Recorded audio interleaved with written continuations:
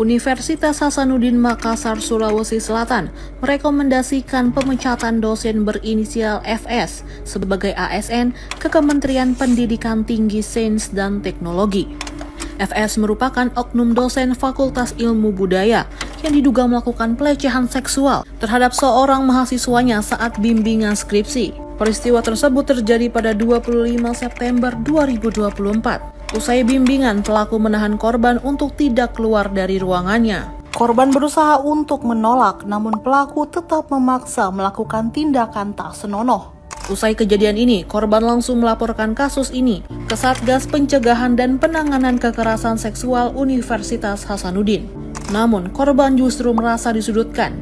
Bahkan ada salah satu dosen yang menyebut dirinya halusinasi. Setelah kejadian tersebut, korban mengaku mengalami trauma mendalam dan kesulitan melanjutkan kegiatan kampusnya.